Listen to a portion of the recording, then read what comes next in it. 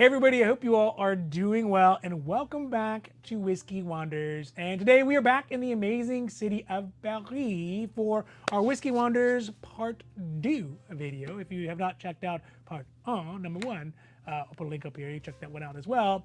And this time we are in central Paris, like central Paris. You know, opera houses and Madeleine Station and more tourists than you know what to do with.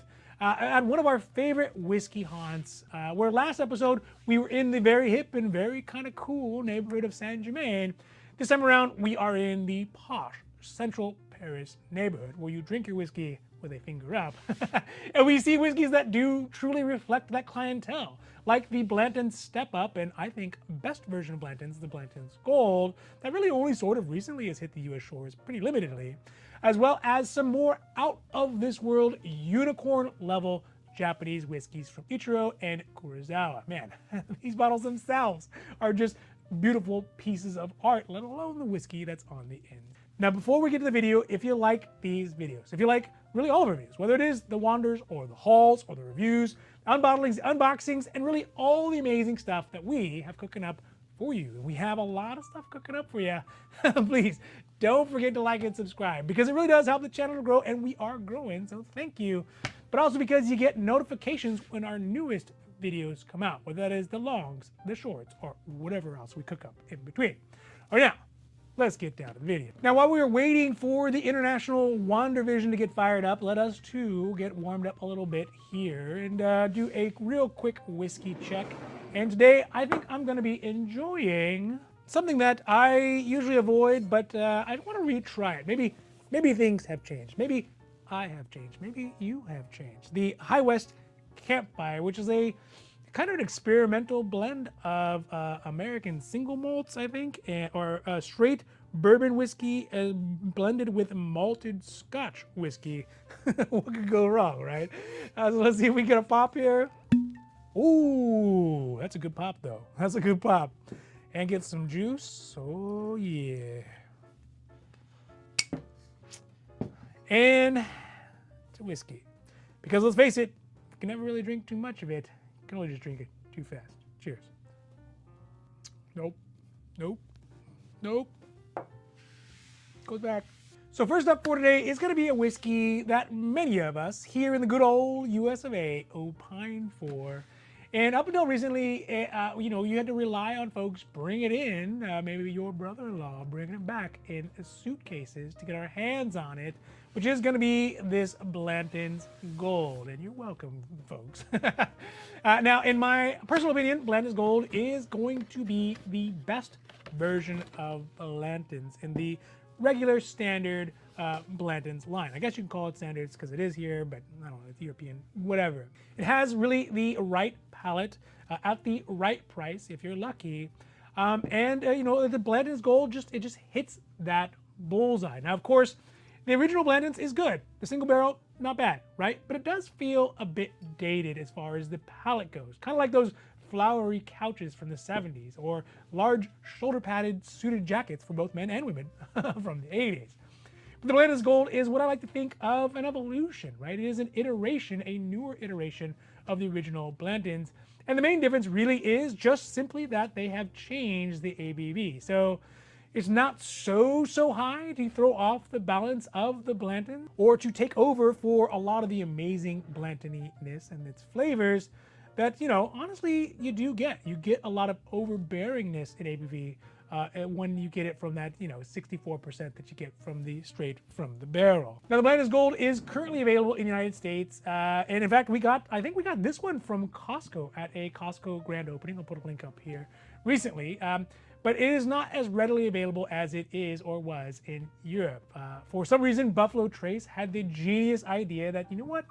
We're not going to release our best version of Blanton's to the Americans. We're just going to let them buy all the normal Blantons at an exceedingly high price and call it a day. Now, of course, my wild speculation, if we were to put on our tinfoil hats, is that I don't think that they want the Gold to compete with the standard Blantons, and I don't think they would actually make any more money. So, like, why risk it, right?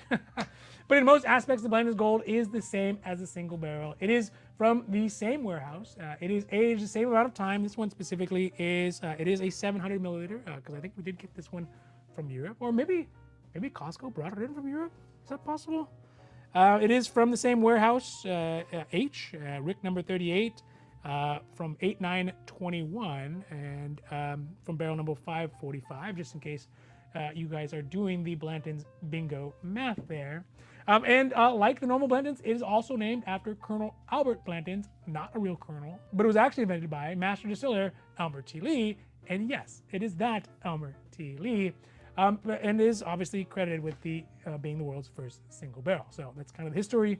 If you didn't know, now you know. Now the price that we see it here in Europe is not that great because we can see it here at the Whiskey Monger for 125 euro, which equates around to today's dollars at $136.88. And like I said previously, we got this one at the Costco grand opening in Arizona for $96.99, which means that if we were to buy it here in Paris, the Blanton's Gold, we would either have to lug it back to the USA or chug it in Europe, neither of which are terrible, but we'd also be overpaying $39.89 or 29.14%. So I guess to be fair, though, there is still no tax, so there's that, right? Especially here in California, it's at 10%. I don't know what the tax was in Arizona, but we would buy here in California and save 10%. So the ABV on the Blanton's Gold, the one defining trait on it is that it is at 51.5%, which, let's see if you can see here.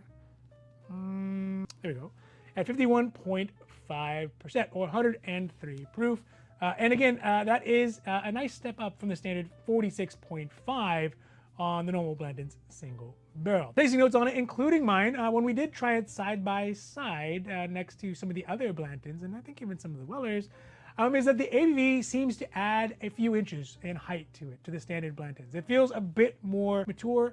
It doesn't throw off the balance of the more traditionally flavored bourbon that Blanton's is. In fact, I mean, it's right down the center. I mean, it's the definition of the archetype of American bourbon. So it has those same flavors like leather and vanilla, caramel, and a hint of pipe tobacco is how I describe it. The overall scores that I could find on it on the Blanton's Gold, with mine averaged in there, put it at 89 points. And I'd say that it ranks up there with things like maybe a Weller 12 or a Michter's 10.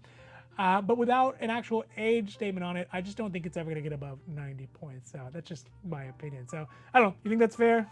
That's what it is. So either way, this one was going to be a pass primarily because of the complications of getting whiskey back over the seas. Secondarily, because we have some at home like this one. And tertiarily, we still had the Whiskey Live Paris event to go to, and we weren't sure what we were going to need, but we knew we need some luggage space for whatever whiskey treasures we brought back from there. Put a link up here as well. But if you don't readily have these available where you're at, and it's hard to find, and the price is, acceptable for you, definitely going to be a buy. Let's go.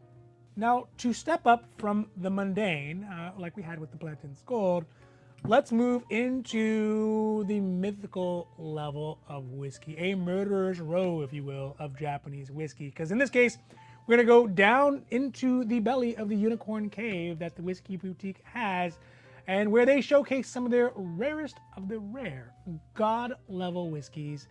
In this case, of course, we're talking about Japanese whiskeys and the Japanese wing of the collection.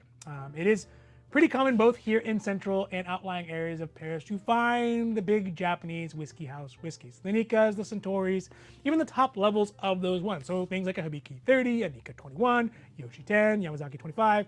Those are all pretty readily available. But there is, in this case, we can see multiple bottles of whiskey from the now extinct Hanyo and Karuizawa distilleries.